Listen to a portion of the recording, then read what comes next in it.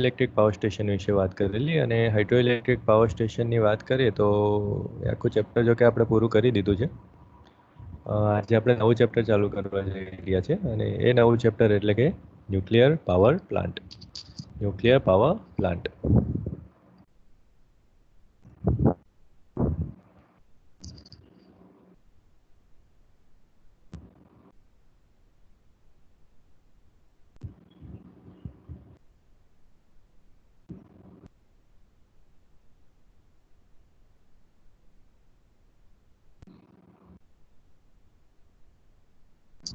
આજે આપણે nuclear power plant વિશે વાત કરવા જઈ રહ્યા છે.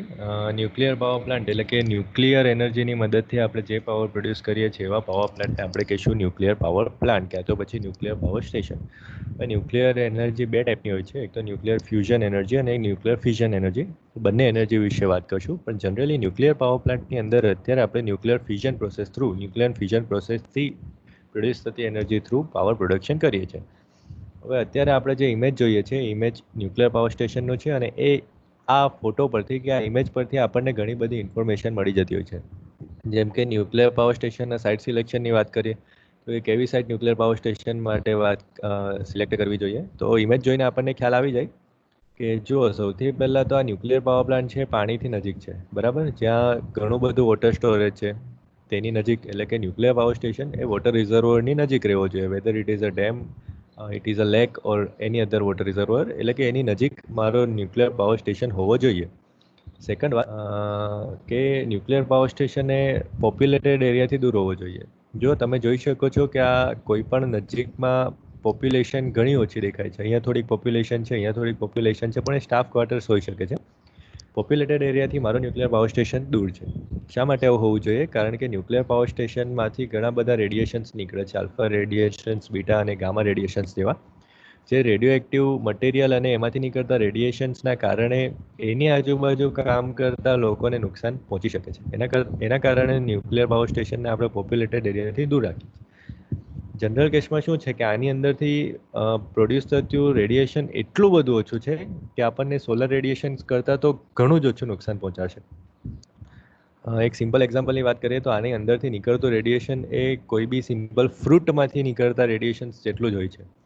તો આ ન્યુક્લિયર પાવર સ્ટેશનને કોઈ જાતનું નુકસાન પહોંચાડતું નથી, પણ એક વાત કરીએ કે કોઈ ડિઝાસ્ટર થાય ત્યારે આનું રેડિયેશન થોડુંક ડિફિકલ્ટ પડી જાય. જેમ કે ન્યુક્લિયર રિએક્ટર છે, ન્યુક્લિયર રિએક્ટરની અંદર ક્રેક્સ પડે કે ન્યુક્લિયર રિએક્ટરની અંદરની એનર્જીને કંટ્રોલ કરવી મુશ્કેલ પડી જાય, કંટ્રોલ રોડ્સ એના ન્યુટ્રોનને એબ્ઝોર્બ નહીં કરી શકે, એ બધી આપણે પછી વાત કરીશું કે શું શું થઈ શકે. તો કે ડિઝાસ્ટરની અંદર ઘણું બધું નુકસાન પહોંચી શકે છે. ચર્નોબિલની ડિઝાસ્ટર જોઈ છે આપણે, રશિયાની 1980sમાં એ ડિઝાસ્ટર થઈ હતી. સો આ કેસની અંદર વધારે નુકસાન નહીં પહોંચે, એના કારણે આપણે ન્યુક્લિયર પાવર સ્ટેશનને પોપ્યુલેટેડ એરિયાથી દૂર રાખીએ છીએ. બીજી એક વસ્તુ જોઈએ કે ટ્રાન્સપોર્ટેશન ફેસિલિટી. તો કે આ ન્યુક્લિયર પાવર સ્ટેશન માટે ટ્રાન્સપોર્ટેશન ફેસિલિટી પણ ઘણી સારી પ્રોવાઈડ કરી છે. ઘણા મોટા મોટા ઇક્વિપમેન્ટ છે, જો આખો રોડ અહીંથી અહીંયા સુધી લાવ્યા છે. આ બધી પણ ટ્રાન્સપોર્ટેશન ફેસિલિટી હોય એવું લાગે છે. સો ન્યુક્લિયર પાવર સ્ટેશન એવી જગ્યાએ બનાવી શકાય કે જ્યાં ટ્રાન્સપોર્ટેશન ફેસિલિટી સારી હોય. જો હિલી એરિયાસ નથી, આ એકદમ ફ્લેટ જમીન છે, તો કે આવા જમીન ઉપર ન્યુક્લિયર પાવર સ્ટેશન બનાવી શકાય કે જેની બેરિંગ કેપેસિટી સારી હોય. જમીન પરથી જ આપણને ખબર પડી જાય કે આની બેરિંગ કેપેસિટી સારી છે. હા, ન્યુક્લિયર પાવર સ્ટેશન એ લોડ સેન્ટરથી નજીક હોવો જોઈએ, પણ એટલું બધું કંઈ પોપ્યુલેટેડ એરિયાથી દૂર હોવાને કારણે ન્યુક્લિયર પાવર સ્ટેશનને આપણે લોડ સેન્ટરથી નજીક રાખી શકતા નથી. તમે આ ટ્રાન્સમિશન લાઇન જુઓ છો, ટ્રાન્સમિશન લાઇન એકદમ નાની નાની અહીંયા દેખાય છે. આ ટ્રાન્સમિશન લાઇન એ nuclear power station through power load centre સુધી પહોંચાડશે, કોઈ પણ સબસ્ટેશન સુધી. પણ ન્યુક્લિયર પાવર સ્ટેશનને લોડ સેન્ટરની નજીક રાખવું પોસિબલ નથી. બીજી અમુક ઇન્ફોર્મેશન આના પરથી આપણને મળે છે કે એની અંદર એકોમોડેશનની ફેસિલિટીઝ હોવી જોઈએ. દેખાય છે આપણને કેન્ટીન હશે, આ બાજુ કશે કેન્ટીન છે, પાર્કિંગ છે, આ બાજુ સ્ટાફ ક્વાર્ટર્સ છે. સો સ્ટાફ માટેના એકોમોડેશનની ફેસિલિટીઝ પણ છે ન્યુક્લિયર પાવર સ્ટેશન. બીજું કે જો તમે આ કુલિંગ ટાવર જુઓ તો આની અંદર બે કુલિંગ ટાવર છે. એનો મિનિંગ શું? તો કે બે કુલિંગ ટાવરનો મિનિંગ કે આની અંદર બે યુનિટ છે. એટલે કે આની અંદર બે જનરેટર, બે ટર્બાઇન, બે યુનિટ અત્યારે પાવર જનરેટ કરે છે. મને લાગે છે ત્યાં સુધી 200 મેગાવોટના યુનિટ હશે. બહુ મોટા પાવર પ્લાન્ટ નથી, 200 મેગાવોટના યુનિટ હશે. અને આમાંથી જે પાવર, જો આમાંથી ધુમાડો નીકળે છે, એટલે કે પાણીની જે વરાળ છે એ એક કુલિંગ ટાવરમાંથી નીકળે છે અને બીજા કુલિંગ ટાવરમાંથી પાણીની વરાળ નીકળતી નથી. એવું શા માટે? કોઈ કહેશે? કોઈને ખ્યાલ છે આવું શા માટે એકમાંથી જો પાણીની વરાળ નીકળે છે અને બીજામાંથી પાણીની વરાળ નીકળતી નથી, શા માટે એવું? Y it is so? દેખાય છે ને તમને ઇમેજ?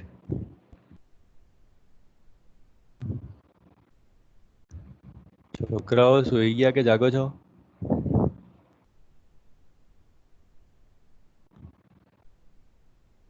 મારો અવાજ પહોંચે છે તમારા સુધી? કોઈ એક જણ રિપ્લાય આપો. અવાજ આવે છે મારો? હા તો हाँ सर અવાજ ક્લિયર એ ડિસ્ટર્બન્સ છે એમાં?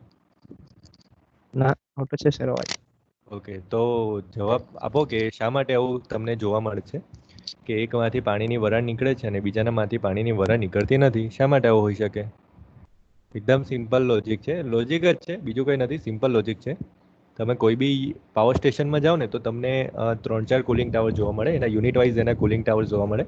એ કુલિંગ ટાવર્સમાંથી અમુકમાંથી પાણીની વરાળ નીકળતી હશે, અમુકમાંથી પાણીની વરાળ નીકળતી નહીં હોય.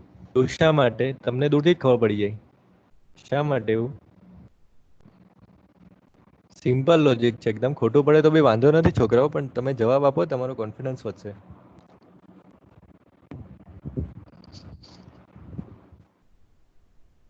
ઓકે, 9102. હા બોલ દીકરા. 9077. શા માટે એવું?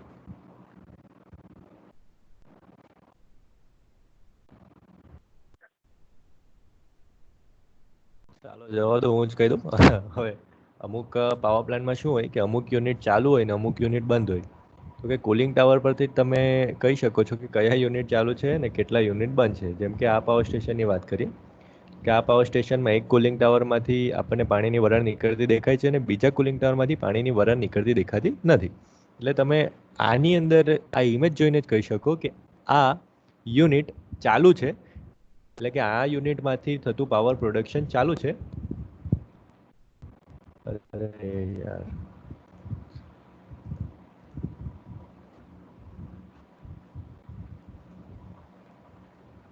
તો કે આ યુનિટમાંથી થતું પાવર પ્રોડક્શન ચાલુ છે અત્યારે. અને છોકરો 2 મિનિટ સ્ક્રીન શેર કરતા નહીં અત્યારે.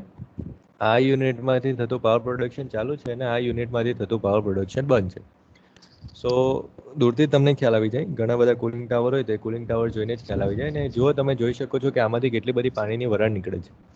એનો મિનિંગ કે આટલું બધું પાણી તો જે કન્ડેન્સરની અંદરના પાણીને ઠંડુ કરે છે એમાં, અને જે પાણી ગરમ થાય છે એ ગરમ પાણીમાંથી આટલું બધું પાણી તો વરાળ થઈને ઉડી જાય છે. એટલે એ પાણીની રિક્વાયરમેન્ટ તો આપણને કન્ટિન્યુઅસલી પડ્યા કરશે. તો એ કન્ટિન્યુઅસલી જે પાણીની રિક્વાયરમેન્ટ પડશે તે આપણે આ લેકમાંથી લઈ લઈશું. અને એ જ રીઝનના કારણે કોઈ બી પાવર સ્ટેશન એટલે કે કોઈ બી થર્મલ પાવર સ્ટેશન એ જનરલી આપણે રિવર, લેક કે પછી ડેમની નજીક, કોઈ પણ વોટર રિઝર્વરની નજીક બનાવીએ છીએ. સો શા માટે આપણે ન્યુક્લિયર એનર્જી પ્રોડ્યુસ કરવું જોઈએ? આપણે વાત કરી એ પ્રમાણે ન્યુક્લિયર એનર્જી ખૂબ જ ડેન્જરસ છે. તો શા માટે ન્યુક્લિયર એનર્જીથી પ્રોડ્યુસ કરવું જોઈએ? શું ફાયદા છે એની વાત કરી લઈએ. તો કે કોલસાથી જો આપણે એનર્જી પ્રોડ્યુસ કરવા જઈએ તો 1 કિલોગ્રામ કોલસાથી 8 કિલોવોટ અવર જેટલી એનર્જી પ્રોડ્યુસ થશે. એટલે કે 1 કિલોગ્રામ કોલસાનું બર્નિંગ કરશું, એનાથી ખાલી 8 યુનિટ જ મારી એનર્જી પ્રોડ્યુસ થશે. એની જગ્યાએ જો મારી પાસે 1 કિલોગ્રામ જેટલો યુરેનિયમ હશે તો એ 1 કિલોગ્રામ યુરેનિયમથી હું જો આટલી એનર્જી પ્રોડ્યુસ કરી શકીશ. આટલી એનર્જી એટલે કેટલી છે? એકમ, દશક, 100, 1000, 10,000, લાખ, 10 લાખ, કરોડ. 2,40,000 કિલોવોટ અવર જેટલી એનર્જી હું 1 કિલોગ્રામ જેટલા યુરેનિયમથી પ્રોડ્યુસ કરી શકીશ. 2,40,000 કિલોવોટ અવર, બરાબર. આને મેગાવોટ અવરમાં ફેરવવા જઈએ તો 24 મેગાવોટ અવર જેટલી એનર્જી હું 1 કિલોગ્રામ યુરેનિયમથી પ્રોડ્યુસ કરી શકીશ. સો આ ઘણી બધી વધારે એનર્જી છે કમ્પેર ટુ ધેટ કોલ. કોલના બર્નિંગથી જે પોલ્યુશન થાય છે એ આ ન્યુક્લિયર એનર્જીના બર્નિંગથી થતું નથી. હા, ન્યુક્લિયર રેડિયેશન એક ટાઈપનું પોલ્યુશન જ છે. It is one type of environmental pollution, પણ એ એબ્ઝોર્બ થઈ જાય છે. એ ન્યુક્લિયર રિએક્ટર્સની અંદર જ એબ્ઝોર્બ થઈ જાય છે. એના કારણે એ પોલ્યુશન એટમોસ્ફિયરમાં ફેલાતું નથી. ચીમનીમાંથી થોડું ઘણું એટમોસ્ફિયર બહાર નીકળે છે, પણ એ બી એટમોસ્ફિયર એટલું બધું હોતું નથી કે કોઈ બી હ્યુમન, એનિમલ્સ કે કોઈ બી બાયોટિક એલિમેન્ટને નુકસાન પહોંચાડી શકે. સો એના કારણે ન્યુક્લિયર પાવર સ્ટેશન એકદમ clean and neat power station છે. અને એનાથી થતું એન્વાયરમેન્ટલ પોલ્યુશન ઝીરો છે એમ પણ આપણે કહી શકીએ છીએ. ઝીરો હોતું નથી, થોડું ઘણું હોય છે, પણ compare to that call base power station એનું પોલ્યુશન ઝીરો છે. અને આટલી બધી એનર્જી આપણે ખાલી 1 કિલોગ્રામ યુરેનિયમથી પ્રોડ્યુસ કરી શકીએ છીએ. Others are depleted fast. બીજા બધા જે પાવરના સોર્સિસ છે, જેમ કે કોલસો છે, પેટ્રોલ છે, ડીઝલ છે, એ બધા સોર્સિસ, એ બધા કન્વેન્શનલ સોર્સિસ ફાસ્ટ ડેપ્લેટેડ છે, જલ્દીથી ડેપ્લેટ થઈ જાય છે. ડેપ્લેટ એટલે કે જલ્દીથી પતી જાય છે. જેમ કે પેટ્રોલનું રિઝર્વર આપણી પાસે નથી, કોલસાનું રિઝર્વ છે તે 200 વર્ષ સુધી ચાલે એટલો કોલસો છે. એવું ગવર્મેન્ટે કીધું છે અત્યારે કે 200 વર્ષ સુધી ચાલે એટલો કોલસોનું રિઝર્વ આપણી પાસે છે. 200 વર્ષ પછી આપણે બહારથી કોલસો મંગાવવો પડશે. અને નોન સિઝનલ છે, જેમ કે હાઇડ્રો ઇલેક્ટ્રિક પાવર સ્ટેશન એ મોન્સૂન સિઝનમાં અને અડધો વિન્ટર જાય એટલી સિઝનમાં ચાલી રહી. પણ ન્યુક્લિયર પાવર સ્ટેશને આપણે બધી સિઝનમાં ચલાવી શકીએ છીએ. Easy to transport. જો કોલમાં ટ્રાન્સપોર્ટેશન કેટલું બધું વધારે જોઈએ, આપણે વાત કરેલી એ પ્રમાણે 2000 ટન જેટલો કોલસો એક દિવસનો જોઈતો હોય, 20,000 ટન જેટલો કોલસો એક દિવસનો 200 મેગાવોટના પ્લાન્ટમાં, તો એના કમ્પેર ટુ યુરેનિયમ ખાલી 1 કિલોગ્રામ જેટલું જ જોઈશે. બરાબર. સો એની ટ્રાન્સપોર્ટેશન ઘણું જ ઓછું કરવું પડે. અને એકવાર આપણે રિએક્ટરની અંદર યુરેનિયમ નાખી દઈએ એટલે 4 વર્ષ સુધી એ કન્ટિન્યુઅસલી ફિઝન પ્રોસેસ એની અંદર કન્ટિન્યુઅસલી થયા કરે ને 4 વર્ષ સુધી કન્ટિન્યુઅસલી એ એનર્જી પ્રોડ્યુસ કર્યા કરે. 4 વર્ષ સુધી. વિચાર કરો, એકવાર મેં યુરેનિયમ નાખ્યું ને 4 વર્ષ સુધી એ કન્ટિન્યુઅસલી પ્રોસેસ થશે. એટલે મારે યુરેનિયમ ખાલી 4 વર્ષની અંદર એક જ વાર મંગાવવું પડે.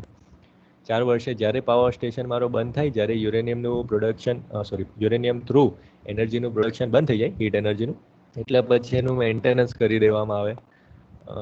યુરેનિયમની જે બાય પ્રોડક્ટ નીકળે છે એ પણ રેડિયો એક્ટિવ હોય છે, તો એ બાય પ્રોડક્ટનું બી આપણે ડિસ્પોઝલ કરવું પડે, એની બી થોડુંક પ્રોસેસ કરવામાં આવે.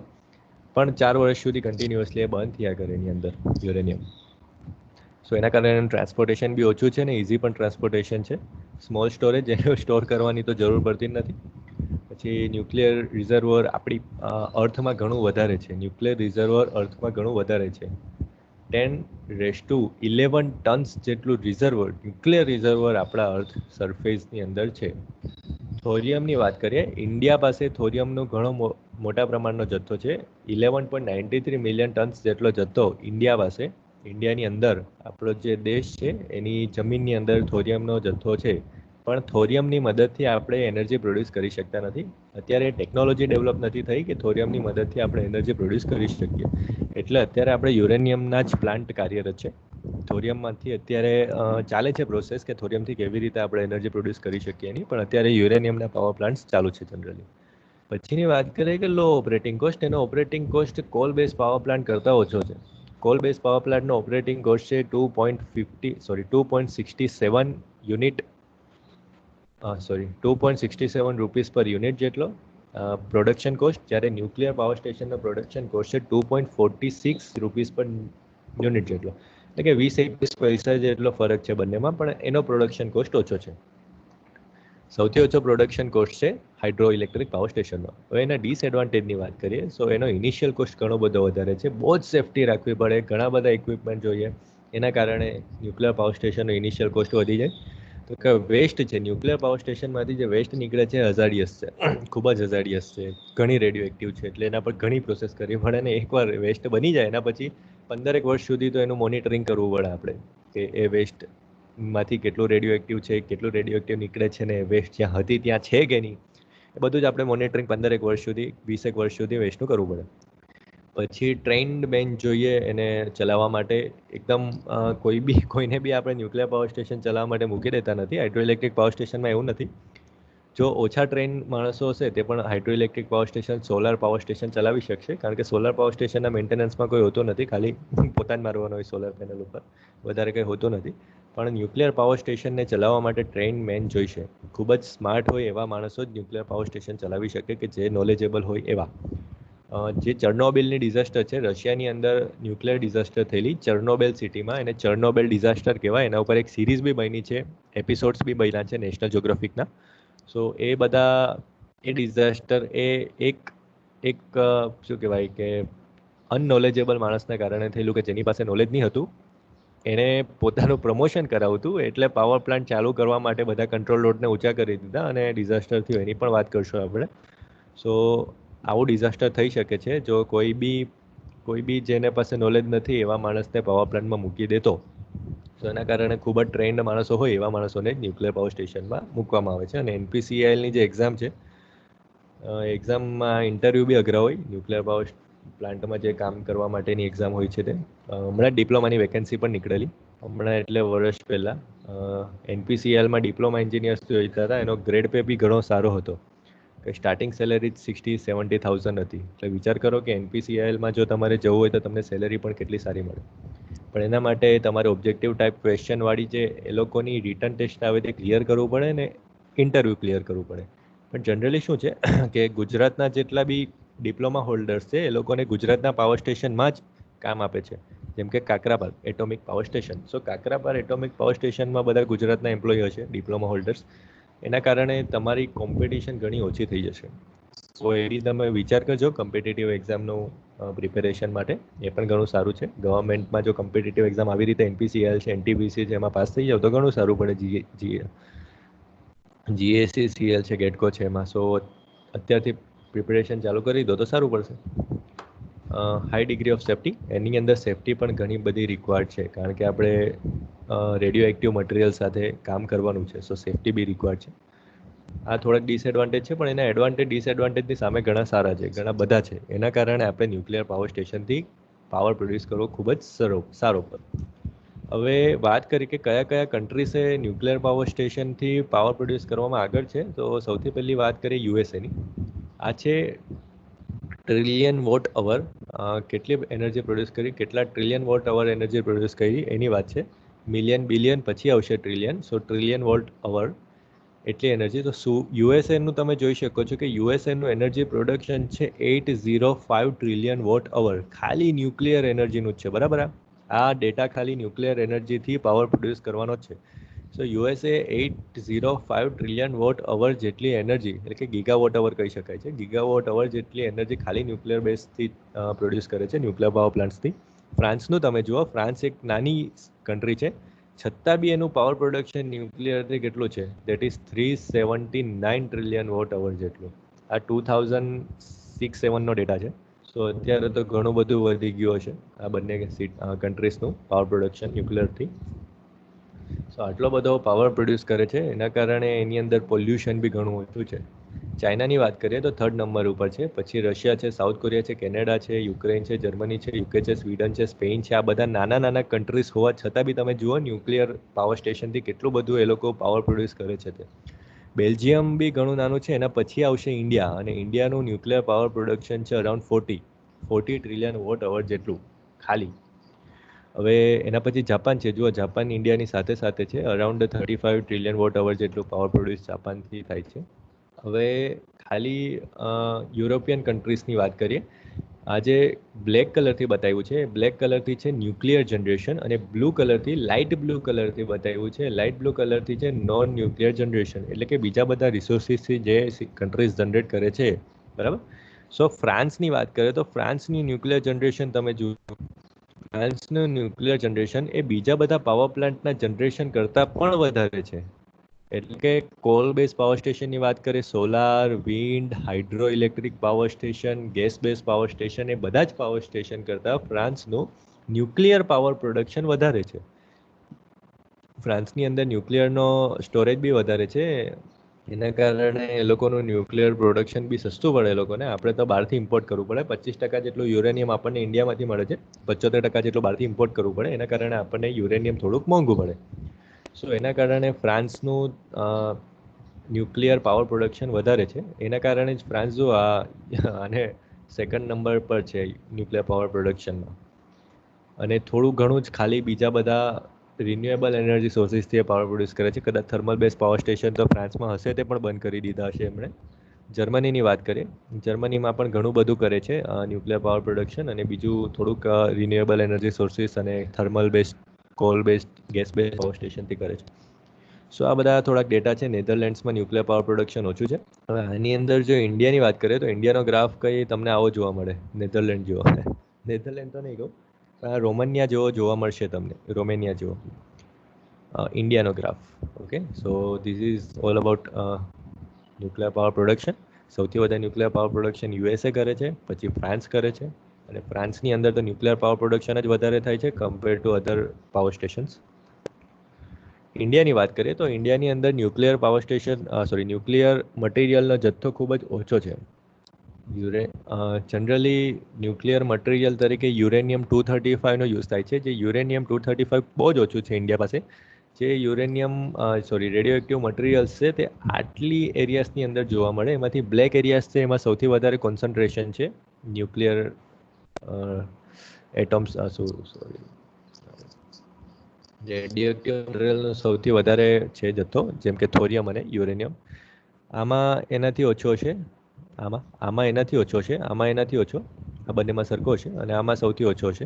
પણ ઝારખંડની અંદર હમણાં લેટેસ્ટ ઝારખંડની અંદર 2018માં નવો યુરેનિયમનો જથ્થો મળેલો છે આપણને. ઝારખંડની અંદર આપણે યુરેનિયમ માઇન ચાલુ કરેલું છે તુમાલાપાલી વિલેજની અંદર. આંધ્રપ્રદેશમાં ચાલુ કરેલી છે, ઝારખંડમાં તો છે જ.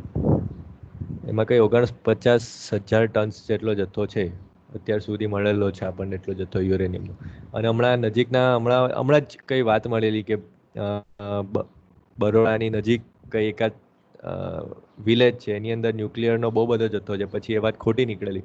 સાયન્ટિસ્ટે રિસર્ચ કર્યું, પેલા જે જીઓલોજિસ્ટ આવે લોકોએ, અને એ લોકોએ તારણ આપ્યું કે એ સાઇટની અંદર યુરેનિયમનો બહુ જ ઓછો જથ્થો છે, નેગ્લિજિબલ છે, આ કામ કરવું જ અશક્ય છે. આવી રીતે લોકો કંઈક કાઢે છે તારણ. એના પછી વાત કરીએ એટોમિક સ્ટ્રક્ચરની. તો કે યુરેનિયમ અને રેડિયો એક્ટિવ મટીરિયલની વાત કરતાં પહેલાં સૌથી પહેલાં આપણે એટોમિક સ્ટ્રક્ચરની વાત કરીશું. થોડું ઘણું જોઈ લઈશું કે એટોમિક સ્ટ્રક્ચર શું છે, કેવી રીતે છે, શા માટે છે, એ બધું. એટોમિક સ્ટ્રક્ચરની વાત કરીએ તો એ એટોમની અંદર કોઈ બી એક એટોમ હોય તો એની અંદર સૌથી સેન્ટરમાં હોય છે એને કહેવાશે ન્યુક્લિયસ. સૌથી સેન્ટરમાં હોય છે એને કહેવાશે ન્યુક્લિયસ. અને એ ન્યુક્લિયસની આજુબાજુ એ ઇલેક્ટ્રોન્સ ફરતા હોય છે.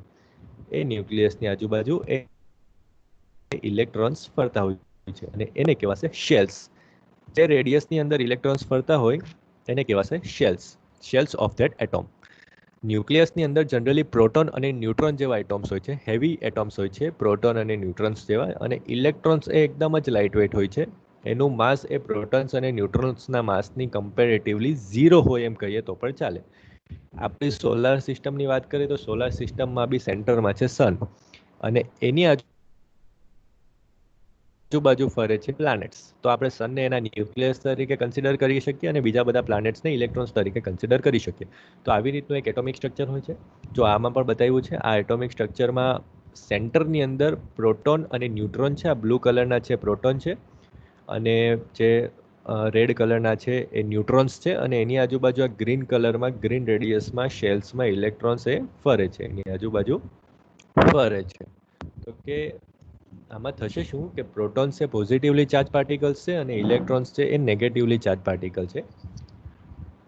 હવે આપણને, અને એ ઇલેક્ટ્રોન એ લાઇટની સ્પીડથી પ્રોટોનની આજુબાજુ ફરે છે. ન્યુક્લિયસની આજુબાજુ ઇલેક્ટ્રોન્સ એ લાઇટ સ્પીડથી ફરે છે. હવે લાઇટની સ્પીડ એટલે કે 3 × 10⁸ કિલોમીટર પર અવર. આટલી સ્પીડથી મારા ઇલેક્ટ્રોન્સ એ રોટેટ થાય છે ન્યુક્લિયસની આજુબાજુ. એ ઘણી બધી વધારે સ્પીડ થઈ. એના કારણે એટલું બધું સેન્ટ્રીફ્યુગલ ફોર્સ ક્રિએટ થાય કે એ પોતાની રેડિયસને છોડીને ફ્રી પણ થઈ શકે છે. પણ થશે શું, જેમ સૂર્ય અને બીજા બધા પ્લેનેટ્સ ગ્રેવિટેશનલ ફોર્સથી એકબીજા સાથે જોડાયેલા છે, એકબીજાથી આમ સેન્ટ્રીફ્યુગલ ફોર્સ તો લાગે છે, પણ ગ્રેવિટેશનલ ફોર્સ લાગતો હોવાને કારણે સૂર્યની આજુબાજુ ફર્યા કરે છે. એવી જ રીતે ઇલેક્ટ્રોન્સ અને પ્રોટોન્સ વચ્ચે બી એટ્રેક્શન ફોર્સ છે. જેમ કે પ્રોટોન્સ છે એ પોઝિટિવલી ચાર્જ પાર્ટિકલ્સ છે અને ઇલેક્ટ્રોન્સ છે નેગેટિવલી ચાર્જ પાર્ટિકલ્સ છે. એના કારણે બંને વચ્ચે એટ્રેક્શન ફોર્સ લાગે છે. એ સેન્ટ્રીફ્યુગલ ફોર્સને શું કહેવાય, પેલું શું કે કરે છે એને, કોઈ વાર શબ્દો ભૂલી જવાય, તો એ કરે છે. અને એના કારણે ઇલેક્ટ્રોન અને પ્રોટોનના એટ્રેક્શન ફોર્સના કારણે ઇલેક્ટ્રોન્સ એની રેડિયસમાં, એટલે કે એના શેલ્સમાં ફર્યા કરે છે ન્યુક્લિયસની આજુબાજુ. હવે ન્યુક્લિયસની અંદર જે ન્યુટ્રોન છે એ ન્યુટ્રોન એ સિમેન્ટનું કામ કરે છે. ન્યુટ્રોન પાસે કોઈ પણ ચાર્જ પાર્ટિકલ્સ હોતા નથી, પણ ન્યુટ્રોન્સ એ સિમેન્ટનું કામ કરે છે. સિમેન્ટનું કામ કેવી રીતે, તો કે પ્રોટોનને એકબીજા સાથે જોડી રાખે છે. આખા ન્યુક્લિયસને એ પોતાની અંદર જોડી રાખે છે ન્યુટ્રોન. જો ન્યુટ્રોનની અંદર કોઈ બી હલચલ થાય ને તો એની અંદરનો ન્યુક્લિયસ છે એ અનસ્ટેબલ થઈ જાય અને એ છૂટા પડી જાય બે જુદા જુદા પાર્ટિકલ્સમાં, અને એને આપણે કહીશું ન્યુક્લિયર ફ્યુઝન પ્રોસેસ. પણ એ આપણે આગળ જોશું, અત્યારે વાત નથી કરતા. પણ જનરલી આપણે યાદ રાખો કે ન્યુટ્રોન છે સિમેન્ટનું કામ કરે છે, જો આપણે એને તોડીએ તો એટમ્સ છૂટા પડી જાય, પણ અત્યારે સિમેન્ટનું કામ કરે છે અને એટમને સ્ટેબલ રાખે છે. સો પ્રોટોન્સ, ઇલેક્ટ્રોન્સ અને ન્યુટ્રોન્સ. હવે વાત કરીએ પ્રોટોનના સિમ્બોલની, તો પ્રોટોનને આપણે P તરીકે ઓળખીએ છીએ, ન્યુટ્રોનને આપણે N તરીકે ઓળખીએ છીએ, ઇલેક્ટ્રોનને આપણે E તરીકે ઓળખીએ છીએ.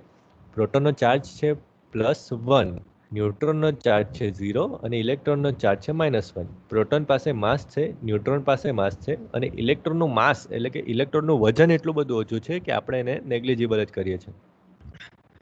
આનું લોકેશન છે આ ઓર્બિટની અંદર છે ઇલેક્ટ્રોન, જ્યારે પ્રોટોન અને ન્યુટ્રોન એ બંને એકબીજાના ન્યુક્લિયસની અંદર છે. જેમ કે ન્યુક્લિયસમાં પ્રોટોન અને ન્યુટ્રોન છે, શેલ્સ અથવા તો ઓર્બિટમાં ઇલેક્ટ્રોન્સ ફરે છે. જો આની વાત કરીએ અત્યારે, આ ટેબલ પહેલાં જોઈ લઈએ, પ્રોટોન, ન્યુટ્રોન્સ અને ઇલેક્ટ્રોન્સ. તો કે પ્રોટોનનું રિલેટિવ માસ છે 1, ન્યુટ્રોનનું રિલેટિવ માસ છે 1 અને ઇલેક્ટ્રોન્સનું રિલેટિવ માસ છે 0.0005. એના એકચ્યુઅલ માસની વાત કરીએ કિલોગ્રામની અંદર, તો પ્રોટોનનું માસ છે 1.67 × 10⁻27 કિલોગ્રામ્સ. ન્યુટ્રોનનો પણ સેમ માસ છે, એટલે પ્રોટોન અને ન્યુટ્રોનનું માસ સેમ છે, સિમિલર છે. જ્યારે ઇલેક્ટ્રોનનું માસ જુઓ 9.11 × 10⁻31, એટલે કે 4-5 હજાર ગણું ઓછું માસ છે. 4-5 હજાર ગણું ઓછું એટલે શું કે એક એલિફન્ટ હોય, હાથી હોય, એ હાથીની સામે આ મોબાઈલનું વજન. એક બાજુ તમે હાથી મૂકો, બીજી બાજુ મોબાઈલ મૂકો, તો હાથીના વજન અને મોબાઈલના વજનનું કમ્પેરિઝન કરીએ તો મને ઇલેક્ટ્રોન અને પ્રોટોનનું વજન જેટલું થાય, પ્રોટોનનું વજન એટલે કે હાથીનું વજન અને ઇલેક્ટ્રોનનું વજન એટલે કે મોબાઈલનું વજન. સો પ્રોટોનનું વજન ઘણું બધું ઓછું છે, પ્રોટોનનું વજન ઘણું બધું વધારે છે, ઇલેક્ટ્રોનનું વજન ઘણું બધું ઓછું છે, અને એના કારણે આપણે ઇલેક્ટ્રોનના વેઇટને નેગ્લિગેટ જ કરીએ છીએ. કોઈ બી મોલેક્યુલનું ક્યાં તો કોઈ બી એટોમનું વજન માપવું હોય ત્યારે આપણે ઇલેક્ટ્રોનના વજનને નેગ્લિગેટ જ કરી દઈએ છીએ. બરાબર? સો એક સિમ્પલ એક્ઝામ્પલ લઈએ તો કે આ હાઇડ્રોજન એટોમની વાત કરીએ. હાઇડ્રોજનના 3 આઇસોટોપ્સ હોય છે. આઇસોટોપ શું છે એની વાત કરશું જ આપણે. હાઇડ્રોજનના પહેલું આઇસોટોપ્સ છે એને કહેવાશે પ્રોટિયમ. તો કે પ્રોટિયમમાં જો સેન્ટરમાં ન્યુક્લિયસમાં એક પ્રોટોન છે અને એક ઇલેક્ટ્રોન એની આજુબાજુ ફરે છે. સો એનું એટોમિક વેઇટ કેટલું છે? સો એનું એટોમિક વેઇટ મારે માપવું હોય તો એ થઈ જશે 1. જો એક પ્રોટોન અને ન્યુટ્રોન હોય તો એનું એટોમિક વેઇટ થઈ જશે 2. આપણે ઇલેક્ટ્રોનને એટોમિક વેઇટમાં કન્સિડર કરતા નથી, ખાલી પ્રોટોન અને ન્યુટ્રોનની સંખ્યાને જ એટોમિક વેઇટમાં કન્સિડર કરીએ છીએ, ઇલેક્ટ્રોનને કરતા નથી. પ્રોટોનનો ચાર્જ છે 1.6 × 10⁻19 કુલમ, પણ કેવો? Positive charge. જ્યારે ઇલેક્ટ્રોન પાસે પણ સેમ ચાર્જ છે, પણ એ નેગેટિવલી ચાર્જ છે. એના કારણે એક એટોમ પર કેટલો ચાર્જ છે, એક એટોમ પાસે કેટલો ચાર્જ છે ફાઇન્ડ કરવું હોય તો એની અંદરના પ્રોટોન અને એની અંદરના ન્યુટ્રોન એ બંનેનું કમ્પેરિઝન કરવું પડે. જો સેમ નંબર ઓફ પ્રોટોન અને સેમ નંબર ઓફ ઇલેક્ટ્રોન્સ હશે, પહેલા ન્યુટ્રોન બોલાઈ ગયું, પણ સેમ નંબર ઓફ પ્રોટોન્સ અને સેમ નંબર ઓફ ઇલેક્ટ્રોન્સ હશે તો આખા એટોમનો ચાર્જ થઈ જશે 0. જો નંબર ઓફ પ્રોટોન વધી ગયા અને નંબર ઓફ ઇલેક્ટ્રોન ઘટી ગયા તો એ પોઝિટિવલી ચાર્જ થઈ ગયો, અને જો નંબર ઓફ પ્રોટોન ઘટી ગયા અને નંબર ઓફ ઇલેક્ટ્રોન્સ વધી ગયા તો એ નેગેટિવલી ચાર્જ થઈ ગયો. બરાબર? સો જેટલા બી ઇન્સ્યુલેટર્સ છે એ નેગેટિવલી ચાર્જ બને છે, જેટલા બી મેટલ્સ છે એ બધા પોઝિટિવલી ચાર્જ બને છે, અને જેટલા બી સેમિકન્ડક્ટર્સ છે એ એકબીજા સાથે કોવેલેન્ટ બોન્ડથી જોડાયેલા હોય છે, અને જો ફ્રી ઇલેક્ટ્રોન્સ અને હોલ્સ એ બંને વચ્ચે ક્રિએટ થાય છે, પછી એની અંદર ઇમ્પ્યુરિટીઝ એડ કરવામાં આવે છે અને પછી એ પી ટાઈપ અને એન ટાઈપમાં કન્વર્ટ થાય છે. એ બધી વાત આપણે સોલરમાં જોશું, અત્યારે નથી કરતા. સો હા, હવે નંબર ઓફ પ્રોટોન્સ અને નંબર ઓફ ઇલેક્ટ્રોન્સ. ન્યુક્લિયસની અંદર જે નંબર ઓફ પ્રોટોન્સ હોય છે એને કહેવાશે એનો એટોમિક નંબર. નંબર ઓફ પ્રોટોન્સને કહેવાશે એટોમિક નંબર, અને number of protons plus number of neutrons, proton અને ન્યુટ્રોનના નંબરની સંખ્યાને કહેવાશે એનું એટોમિક માસ. સૌથી પહેલાં આપણે ખાલી એટોમિક નંબરની વાત કરીએ તો હાઇડ્રોજન એટોમની વાત કરીએ તો હાઇડ્રોજન એટોમ પાસે એક જ પ્રોટોન છે, સો એનો એટોમિક નંબર છે 1. અને આવી રીતે આપણે આખું જે ટેબલ બનાવીએ છીએ એ ટેબલને કહેવાશે પીરિયોડિક ટેબલ. આજે આપણે આખું ટેબલ બનાવીએ છીએ એ ટેબલને કહેવાશે પીરિયોડિક ટેબલ. જો આ બધું એક્ઝામ ઓરિએન્ટેડ નથી, પણ આનું તમને નોલેજ હોવું જોઈએ. કેમેસ્ટ્રીની અંદર કદાચ તમે આ બધું ભણ્યા પણ હશો, પણ અત્યારે આપણે ખાલી રિવાઇઝ કરી લઈએ. સો આને કહેવાશે પીરિયોડિક ટેબલ. આની અંદર પહેલો એલિમેન્ટ છે હાઇડ્રોજન, બીજો એલિમેન્ટ છે હિલિયમ. હિલિયમ 2 એનો મિનિંગ શું કે એની અંદર 2 પ્રોટોન છે અને 2 ઇલેક્ટ્રોન્સ એની આજુબાજુ ફરે છે. એ ન્યુક્લિયસ એટલે કે હિલિયમના એક ન્યુક્લિયસની આજુબાજુ 2 ઇલેક્ટ્રોન્સ ફરે છે. લિથિયમની વાત કરીએ તો કે લિથિયમ પાસે 3 પ્રોટોન્સ છે અને 3 ઇલેક્ટ્રોન્સ એની આજુબાજુ ફરે છે. સેમ એવી રીતે barium, boron, carbon, nitrogen, oxygen પાસે 8 પ્રોટોન્સ છે અને બીજા 8 ઇલેક્ટ્રોન્સ છે એની આજુબાજુ ફરે છે. ઓક્સિજનના બી અમુક આઇસોટ્રોપ્સ છે. આઇસોટ્રોપ શું છે એની વાત કરશું આના પછી. અને આપણે જે ન્યુક્લિયર ફ્યુઝન પ્રોસેસ માટે જેટલા બી રેડિયો એક્ટિવ મટીરિયલની જરૂર છે, હેવી પાર્ટિકલ્સની જરૂર છે, એ બધા આયરા. જો અહીંયા તમને એ બધા પાર્ટિકલ્સ મળે છે. એમાંથી આપણે આ ચેપ્ટરની અંદર જેટલા પાર્ટિકલ્સની ચર્ચા કરવાના છે, સૌથી પહેલું પાર્ટિકલ છે થોરિયમ 90, સેકન્ડ પાર્ટિકલ છે યુરેનિયમ 92, થર્ડ પાર્ટિકલ છે નેપ્ચ્યુનિયમ 93 અને ફોર્થ પાર્ટિકલ છે પ્લુટોનિયમ 94. યુરેનિયમ, નેપ્ચ્યુનિયમ અને પ્લુટોનિયમ અને આ થોરિયમ. હવે આ જે એલિમેન્ટના નામ છે, એલિમેન્ટના નામે પ્લેનેટના નામ પરથી આપેલા છે. યુરેનિયમ, નેપ્ચ્યુનિયમ અને પ્લુટોનિયમના નામે એકચ્યુઅલી પ્લેનેટના નામ પરથી આ એલિમેન્ટના નામ પડેલા છે. જેમ કે યુરેનિયમ છે 70 40 કે 70 60ની અંદર ફાઇન્ડ કરેલો ગ્રહની વાત કરું છું, પ્લેનેટ અને યુરેનિયમ પાર્ટિકલ કઈ 18th સેન્ચુરીઝ નહીં 19th સેન્ચુરીઝમાં ફાઇન્ડ કરેલો આપણે સાયન્ટિસ્ટે. સો ગ્રહ કરતાં ઘણા બધા પછી યુરેનિયમ એલિમેન્ટ ફાઇન્ડ થયો, તો એનું નામ આપણે યુરેનિયમ આપી દીધું. પછીનો એલિમેન્ટ જે ફાઇન્ડ થયો એનું નામ નેપ્ચ્યુનિયમ આપી દીધું. એના પછી જે એલિમેન્ટ ફાઇન્ડ થયો એનું નામ પ્લુટોનિયમ આપી દીધું ગ્રહના નામ ઉપરથી. સો આ ત્રણની આપણે જનરલી વાત કરશું અને એક થોરિયમની પણ વાત કરશું. થોરના નામ પર થોરિયમનું નામ પડ્યું છે. સો યુરેનિયમ, નેપ્ચ્યુનિયમ અને પ્લુટોનિયમ.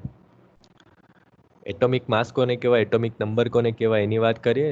સો આ કોઈ બી એક એલિમેન્ટ હોઈ શકે છે. એમાંથી જે નીચે દર્શાવ્યું હોય ને એ એનો એટોમિક નંબર હશે અને ઉપર દર્શાવ્યું હોય એ એનો એટોમિક માસ હશે. જેમ કે એક્સની અંદર આપણે એચ મૂકી દઈએ, સો એચ થઈ જશે હાઇડ્રોજન એલિમેન્ટ થઈ જશે. જેમ કે અહીંયા હાઇડ્રોજન એલિમેન્ટમાં જે નીચે દર્શાવ્યું છે એનો એટોમિક નંબર છે, ને જે ઉપર દર્શાવશે એનો એટોમિક માસ હશે. માસ નંબર બી કહેવાય ને, ક્યાં તો એટોમિક માસ પણ કહી શકાય. સો ઉપર જે દર્શાવ્યું છે એનો એટોમિક માસ હશે. સો હાઇડ્રોજનની અંદર એક એટોમ પ્રોટોનનો છે. હાઇડ્રોજન એટોમમાં ન્યુટ્રોન નથી. એનું જે ન્યુક્લિયસ છે એની અંદર ન્યુટ્રોન નથી. એના કારણે એનો એટોમિક માસ પણ એક જ છે. બરાબર, number of proton plus number of neutrons એટલે થઈ જશે કોઈ પણ એટોમનું atomic mass. Number of neutron અને નંબર ઓફ પ્રોટોનના સરવાળાને કહેવાશે એનું એટોમિક માસ. પણ હાઇડ્રોજનની અંદર ન્યુટ્રોન 0 છે, પ્રોટોન 1 છે. સો 1 + 0 = 1. સેમ એવી રીતે હિલિયમની વાત કરીએ. હિલિયમની અંદર 2 પ્રોટોન અને 2 ન્યુટ્રોન ન્યુક્લિયસની અંદર હોવાને કારણે એનું એટોમિક માસ થઈ જશે 4. 2 પ્રોટોન પ્લસ 2 ન્યુટ્રોન એટલે 4. અને 2 પ્રોટોન હોવાને કારણે ખાલી 2 હશે એનો એટોમિક નંબર. લિથિયમમાં પણ સેમ. લિથિયમની અંદર 3 પ્રોટોન ન્યુક્લિયસમાં છે અને 4 ન્યુટ્રોન્સ ન્યુક્લિયસમાં છે. સો ન્યુક્લિયસમાં પ્રોટોન 3, ન્યુટ્રોન 4, ટોટલ થઈ જશે 7. એના કારણે એનો એટોમિક માસ હશે 7 અને એટોમિક નંબર હશે 3. સેમ એવી રીતે કાર્બનમાં બી 6 પ્રોટોન છે અને 6 ન્યુટ્રોન છે. એના કારણે એનો એટોમિક નંબર છે 6. પ્રોટોનની સંખ્યા એટલે એટોમિક નંબર. સો 6 એનો એટોમિક નંબર છે અને પ્રોટોન અને ન્યુટ્રોનનો સરવાળો 6 + 6 એટલે થઈ જશે 12. સો એટોમિક નંબર છે એનો 12. સેમ એવી રીતે બોરોન, બેરિયમ એની અંદર પણ થશે. સો આ થઈ ગયો એટોમિક માસ અને એટોમિક નંબર. એના પછી છે આઇસોટ્રોપ્સ. આઇસોટ્રોપ્સ કોને કહેવાય? હવે કોઈ બી આપણે એલિમેન્ટની વાત કરીએ તો આ એલિમેન્ટમાં 2 વસ્તુ આવે, એક તો આઇસોટ્રોપ્સ અને બીજું આઇસોબાર્સ. આઇસોટ્રોપ્સ અને આઇસોબાર્સ. મને ખ્યાલ છે કે હું થોડો ઝડપથી જાઉં છું. કદાચ તમને અમુક વસ્તુ ઉપરથી પણ જતી હોય, નહીં પણ સમજ પડતી હોય. જો નહીં સમજ પડે તો મને અટકાવીને પૂછી પણ લેજો. અને હું થોડોક સ્પીડમાં જઉં પણ છું, કારણ કે આ બધું આપણા ચેપ્ટરને રિલેટેડ નથી. આ ખાલી તમારા જનરલ નોલેજ માટે હું ભણાવું છું કે ચેપ્ટરની અંદર કંઈ બી તમને ડિફિકલ્ટી નહીં પડે. આગળ યુરેનિયમ, નેપ્ચ્યુનિયમ, પ્લુટોનિયમની ફ્યુઝન પ્રોસેસની, એના એટોમિક નંબર અને એટોમિક માસની તમે એમ તો કેમિસ્ટ્રીમાં ભણી જ ગયા છો, પણ એ બધી ડિફિકલ્ટી નહીં પડે. એના કારણે હું તમને આ કરાવું છું. કેમિસ્ટ્રીમાં ભણ્યા છો આ બધું છોકરાઓ? કેમિસ્ટ્રીમાં આવ્યું છે આવું? આવ્યું છે ને? તો આ તો બધો ખ્યાલ જ હશે ને? એટલે થોડોક સ્પીડમાં જવું છું તો પણ આમાં કઈ ફિઝિક્સમાં પણ આવે છે. હા, ફિઝિક્સમાં પણ આવે છે. કેમિસ્ટ્રી ફિઝિક્સમાં બેઉમાં આવે. એમાંથી પીરિયોડિક ટેબલની વાત જનરલી કેમિસ્ટ્રીમાં આવે. ફિઝિક્સમાં ખાલી આઇસોટ્રોપ્સ, આઇસોબાર્સ ને એ બધાની વાત આવતી હોય. તો એના કારણે થોડો સ્પીડમાં જાઉં છું. તો પણ જો કદાચ નહીં સમજ પડે તો મને અટકાવીને પૂછી લેજો. ખ્યાલ આવ્યો આટલો જેટલું ભણાવ્યું એટલું? એટોમ્સ, એટોમિક નંબર, એટોમિક માસ ને બધામાં નંબર ઓફ ઇલેક્ટ્રોન. ઓકે. સો આઇસોટ્રોપ્સ અને આઇસોબાર્સ, જો તમે અહીંયા સ્પેલિંગ પણ જોઈ શકો છો, આઇસોટોપ્સ અને આઇસોબાર્સ. So what is આઇસોટોપ્સ? આઇસોટોપ્સ એટલે એવા એલિમેન્ટ કે જેનો એટોમિક નંબર સેમ છે પણ એટોમિક માસ અલગ અલગ છે. એવા એલિમેન્ટ કે જેનો એટોમિક નંબર સેમ છે પણ એટોમિક માસ અલગ અલગ છે. એટોમિક નંબર સેમ છે એટલે શું? કે એની અંદર પ્રોટોનની સંખ્યા સેમ હશે. કોઈ બી એલિમેન્ટના ન્યુક્લિયસમાં પ્રોટોનની સંખ્યા સેમ હશે પણ ન્યુટ્રોનની સંખ્યા અલગ અલગ હોય એવા એલિમેન્ટને આપણે કહીશું આઇસોટ્રોપ્સ. જેમ કે હાઇડ્રોજનના જ 3 આઇસોટ્રોપ્સ છે. બધા જ એલિમેન્ટના આઇસોટ્રોપ્સ હોય છે. ઓક્સિજનના બી આઇસોટ્રોપ્સ છે, પણ અત્યારે આપણે હાઇડ્રોજનની વાત કરીએ. હાઇડ્રોજનના 3 આઇસોટ્રોપ્સ છે. 3 આઇસોટ્રોપ્સની વાત કરીએ. જે પહેલું આઇસોટ્રોપ્સ છે એને આપણે કહીશું પ્રોટિયમ. પહેલો આઇસોટ્રોપ્સ છે એને આપણે કહીશું પ્રોટિયમ. એ પ્રોટિયમમાં શું છે કે એના ન્યુક્લિયસમાં એક પ્રોટોન છે અને એક ઇલેક્ટ્રોન એની રેડિયસમાં ક્યાં તો એના ઓર્બિટમાં ફરે છે. બરાબર, આમ ફરે છે એકચ્યુઅલી, એન્ટી ક્લોકવાઇઝ બતાવ્યું છે. સો એક ઇલેક્ટ્રોન ફરે છે, એના કારણે એનો એટોમિક નંબર 1 હશે. નંબર ઓફ પ્રોટોન 1, એના કારણે એટોમિક નંબર 1 અને એટોમિક માસ કેટલો હશે? 1. પછી સેમ બીજો એનો આઇસોટ્રોપ છે એને કહેવાય ડ્યુટેરિયમ. ડી આપણે હેવી વોટર, ડ્યુટેરિયમથી આપણે હેવી વોટર ક્રિએટ કરીએ છીએ અને D2O કહીએ છીએ. D2O, H2O એટલે કે લાઇટ વોટર અને D2O એટલે કે હેવી વોટર. તો કે ડ્યુટેરિયમની અંદર એક પ્રોટોન છે, એક ન્યુટ્રોન છે. બરાબર, એક પ્રોટોન છે, એક ન્યુટ્રોન છે એના ન્યુક્લિયસમાં. એના કારણે એનો એટોમિક નંબર છે 1. કેમ? તો કે પ્રોટોનની સંખ્યા એક જ છે, પણ એનો એટોમિક માસ 2 હોવાને કારણે એના એટોમિક નંબર સેમ છે અને એટોમિક માસ અલગ અલગ છે. સો એ બંને એકબીજાના આઇસોટ્રોપ્સ કહેવાશે. જો હવે આનો એટોમિક માસ વધારે છે, એટોમિક માસ વધારે હોવાને કારણે એને આપણે કીધું હેવી વોટર. એનાથી જે આપણે પાણી બનાવીએ છીએ એને કીધું આપણે હેવી વોટર. પછી ત્રીજો આઇસોટોપ્સ છે ટ્રિટિયમ. ટ્રિટિયમની અંદર જુઓ, એક પ્રોટોન છે અને 2 ન્યુટ્રોન છે. આની અંદર એક પ્રોટોન હતો, એક ઇલેક્ટ્રોન હતો, એટલે એનો એટોમિક માસ હતો 2. જ્યારે આની અંદર એક પ્રોટોન છે અને 2 ન્યુટ્રોન છે, એના કારણે આનો એટોમિક માસ થઈ જશે 3. Okay, so this is tritium and this is the third isotope of hydrogen. So હાઇડ્રોજનના 3 આઇસોટ્રોપ્સ હશે જેનો એટોમિક નંબર સેમ હશે. આ 3નો એટોમિક નંબર છે 1 1 1, પણ એટોમિક માસ છે 1 2 અને 3. એટોમિક નંબર સેમ છે પણ એટોમિક માસ અલગ અલગ છે. સો એને કહેવાશે આઇસોટ્રોપ્સ. સેમ એવી રીતે આઇસોબાર્સમાં શું હશે? બાર એટલે કે જનરલી આપણે વેઇટને લગતું આપણે કહી શકીએ. સો આઇસોબાર્સ એટલે જેના એટોમિક માસ સેમ હોય પણ એટોમિક નંબર અલગ અલગ હોય એવા એલિમેન્ટ્સને કહેવાશે આઇસોબાર્સ. એટોમિક માસ સેમ છે પણ એટોમિક નંબર અલગ અલગ છે, સો એવા એલિમેન્ટ્સને આપણે કહીશું આઇસોબાર્સ. જો અહીંયા આઇસોટ્રોપ્સ અને આઇસોબાર્સની ડિફરન્શિએશન કર્યું છે. આઇસોટ્રોપ્સ એટલે શું? આઇસોટોપ્સ એટલે કે જેના એટોમિક નંબર સેમ છે, same atomic number but different atomic mass, જેના એટોમિક માસ ડિફરન્ટ છે. Atoms having same number of neutrons but same number of nucleons. Nucleons એટલે કે પ્રોટોન પ્લસ ન્યુટ્રોન, એને કહેવાય nucleons. But differ in number of protons. એનો number of proton અલગ છે. That is the same mass number same છે પણ different atomic number, પણ એટોમિક નંબર એનો ડિફરન્ટ છે. એવા એલિમેન્ટ્સને આપણે કહીશું આઇસોબાર્સ. જેમ કે આયોડિનની વાત કરીએ તો આયોડિનનો એલિમેન્ટ કદાચ 53 છે. જોઈ લે આપણે પીરિયોડિક ટેબલમાં 53 છે એનો એટોમિક નંબર. આયોડિન 53. યસ, સો 53 છે આયોડિન. 53 આયોડિન 123. સો એનો એટોમિક નંબર છે 53 પણ એનો એટોમિક માસ છે 123. આ બધા જ આયોડિનનો એટોમિક નંબર સેમ હશે 53, પણ એનો એટોમિક માસ અલગ અલગ છે. કેમ? તો કે એની અંદર એના જે ન્યુક્લિયસ છે એની અંદર ન્યુટ્રોનની સંખ્યા અલગ અલગ છે. જેમ કે આ આઇસોટોપની વાત કરીએ તો આઇસોટોપમાં કંઈ 70 ન્યુટ્રોન છે. આના એલિમેન્ટમાં 72 ન્યુટ્રોન હશે. આના એલિમેન્ટમાં 74 ન્યુટ્રોન હશે અને આના એલિમેન્ટમાં 78 ન્યુટ્રોન્સ હશે, 78.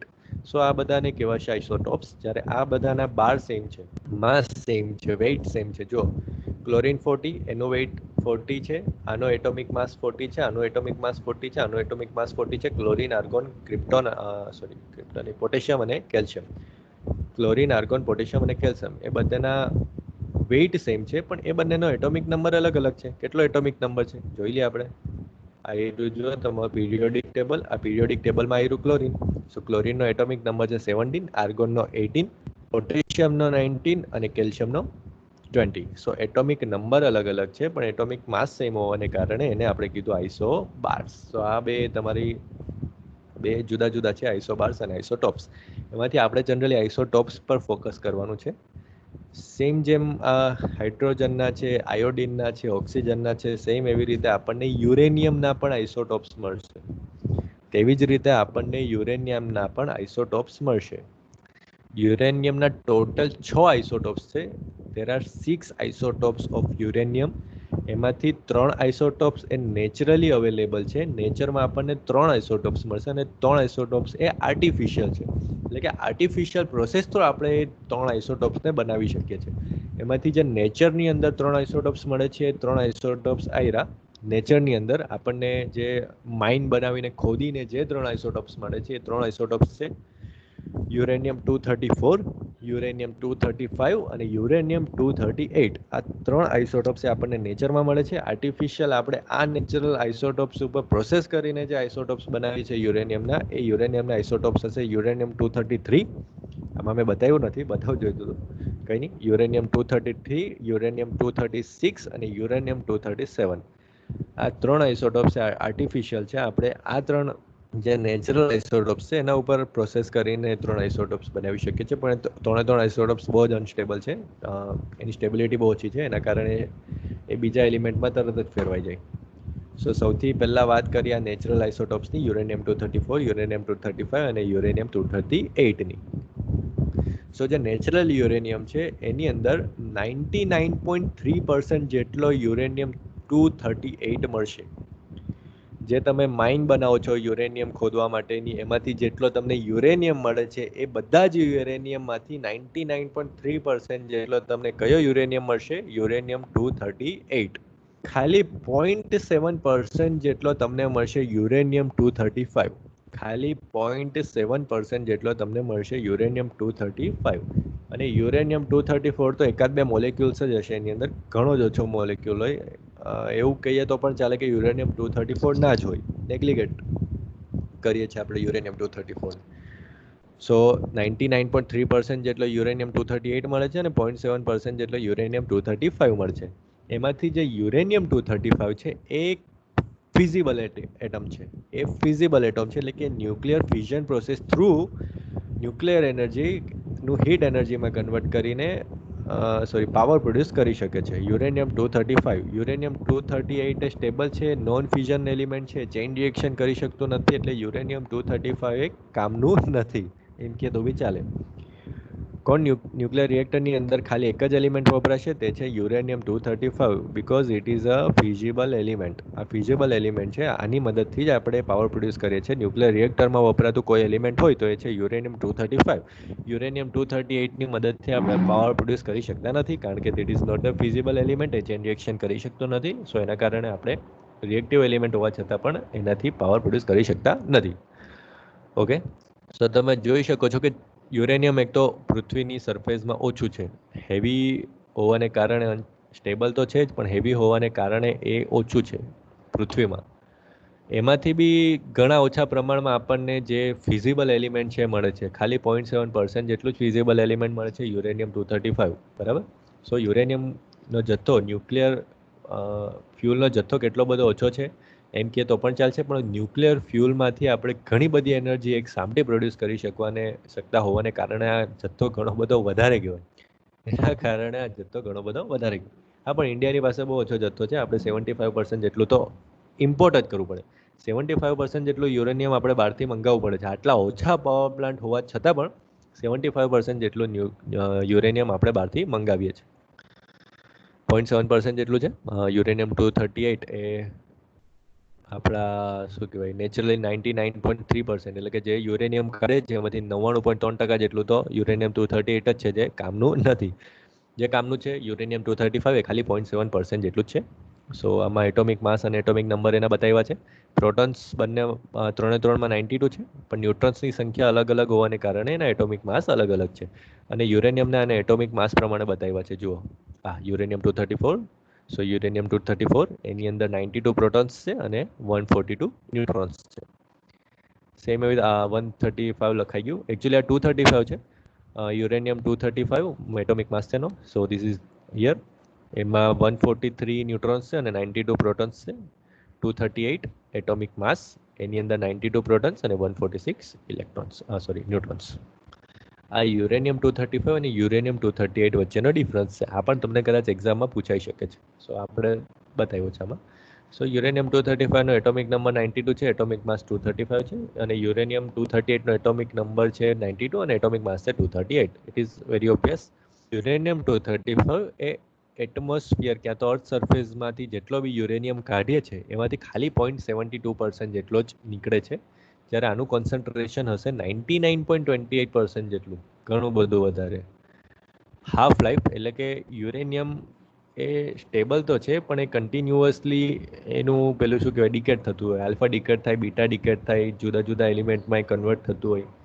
સો એની હાફ લાઈફ કહેવાય ને. જેમ કે કાર્બનમાં બી અમુક પાર્ટિકલ હોય ને એની હાફ લાઈફ હોય, એ કાર્બનની હાફ લાઈફ ક્યાં તો એને એની અંદર કેટલા એવો કાર્બન છે ક્યાં તો કેટલો એવો રેડિયોએક્ટિવ કાર્બન છે એને મેઝર કરીને આપણે જાણી શકીએ છીએ કે એ વસ્તુ કેટલું જૂનું છે.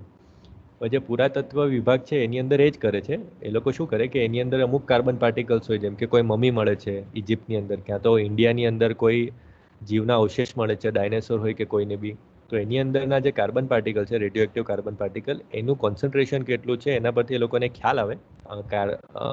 રેડિયોએક્ટિવ કાર્બન અને નોન રેડિયોએક્ટિવ કાર્બન એનું કોન્સન્ટ્રેશન કેટલું છે એના પરથી એ લોકોને ખ્યાલ આવે કે આ વસ્તુ કેટલી જૂની હશે.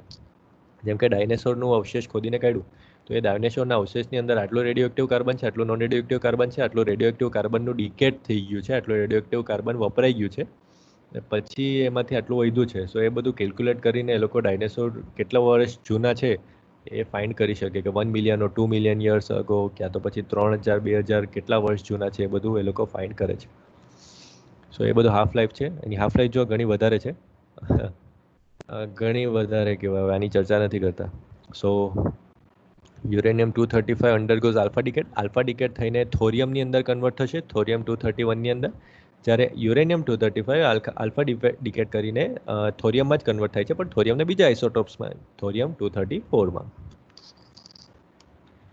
આ બધા ઇમ્પોર્ટન્ટ તમારા જે કામના છે ન્યુક્લિયર પાવર પ્લાન્ટને રિલેટેડ એ બધા છે.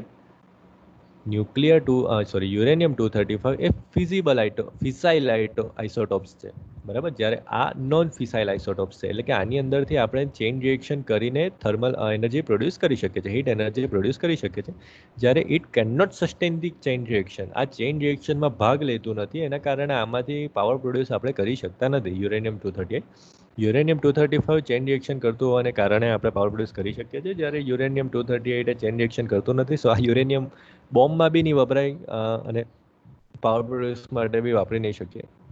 પણ યુરેનિયમ 238 એક એવું ફર્ટાઇલ મટીરિયલ છે, અને ફર્ટાઇલ મટીરિયલ કહેવાય. યુરેનિયમ 238 એક એવું ફર્ટાઇલ મટીરિયલ છે કે જે પ્લુટોનિયમ 239માં કન્વર્ટ થઈ શકે છે, પ્લુટોનિયમ 239માં કન્વર્ટ થઈ શકે છે, અને પ્લુટોનિયમ 239ની મદદથી આપણે પાવર પ્રોડ્યુસ કરી શકીએ છીએ.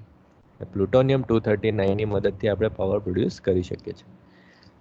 પછીનો ડિફરન્સ જોઈએ તો કે યુરેનિયમ, આ ડિફરન્સ આપણે કાલે બી રિપીટ કરશું, કારણ કે હવે લેક્ચર પતવાનો ટાઈમ થઈ ગયો છે અને તમને કદાચ મગજમાં ઉતરે કે નહીં ઉતરે મને ખ્યાલ છે કે અડધો કલાક સુધી ઉતરતું હોય, પછી થોડું તમારું બી મગજનું ડિકેટ થતું જતું હોય, પછી 50% ઉતરે, 25% ઉતરે, પછી છેલ્લી 5 મિનિટ રહે એટલે 2 થી 3% જેટલું જ મગજમાં જાય, બાકી બધું ઉપરથી જતું હોય. સો આ પાછું આપણે કવર કરી લઈશું. અત્યારે ખાલી ફટાફટ બતાવી દઉં છું. યુરેનિયમ 235 બહુ ઓછો હોવાને કારણે એને એનરીચ કરવું પડે. એનરીચ એટલે કે એમાં યુરેનિયમ 235નું પ્રમાણ વધારવું પડે. જો જે લાઇટ વોટર રિએક્ટર્સ છે એની અંદર 3 થી 5% જેટલો યુરેનિયમ 235 હોય છે. જે હેવી વોટર રિએક્ટર્સ છે અને બ્રીધર રિએક્ટર્સ છે એની અંદર 15 થી 20% જેટલો યુરેનિયમ હોય છે. અને એટમ બોમ્બ છે, યુરેનિયમ બોમ્બ, એની અંદર 90% જેટલો એનરીચ યુરેનિયમ હોય છે. જ્યારે આ બ્રીડ કરીને પ્લુટોનિયમ 239માં કન્વર્ટ થાય છે, અને પ્લુટોનિયમ 239માંથી આપણે પાવર પ્રોડ્યુસ કરી શકીએ છીએ. જો આમાં ખાલી એક એટમ, યુરેનિયમ 235નો એક એટમ સ્પ્લિટ થઈને ક્રિપ્ટોન અને બેરિયમમાં કન્વર્ટ થાય છે, અને એમાંથી જે એનર્જી નીકળે છે 202.5 મેગા ઇલેક્ટ્રોન વોલ્ટ. આ ઘણી બધી વધારે એનર્જી છે. 202.5 મેગા ઇલેક્ટ્રોન વોલ્ટ ખાલી એક એટમની મદદથી એનર્જી નીકળે છે. પેલું શું કહેવાય, કોલસાની વાત કરીએ તો કોલસાનું બર્નિંગ થઈને નીકળતી ઇલેક્ટ્રોન વોલ્ટ એનર્જી ઘણી ઓછી છે આની કમ્પેરિઝનમાં, ઘણી ઓછી. એટલે કે તો પણ વાત કરીએ ને તો 8000 ગણી ઓછી છે. ચલો બીજી બધી વાત નથી કરવામાં બહુ ઓછી છે. આની ફ્યુઝન પ્રોસેસથી ઘણી બધી વધારે એનર્જી મળે છે આપણને, જ્યારે આની અંદરથી કોઈ પણ જાતની એનર્જી મળતી નથી, કારણ કે આમાં ચેઇન રિએક્શન થતું નથી, ફ્યુઝન પ્રોસેસ થતી નથી એના કારણે. સો this is all about uranium 235 and uranium 238. પછી એનરીચ કેવી રીતે કરે છે, એની આલ્ફા ડિકેટ શું છે, અને પછી આપણે જે અગત્યનું છે તે ન્યુક્લિયર ફ્યુઝન પ્રોસેસ એના વિશે વાત કરશું. ચેઇન રિએક્શન અને સાઇટ સિલેક્શન, પછી schematic arrangement of nuclear power plant, તો કે આ બધી વાત કરશું. તો અત્યારે આપણે આના પર સ્ટોપ કરીએ છીએ. ચલો છોકરાઓ, તો આમાંથી કોઈમાં તમને કંઈ ક્વેશ્ચન હોય તો પૂછો, ડિફિકલ્ટી હોય, કંઈ ક્વેશ્ચન હોય.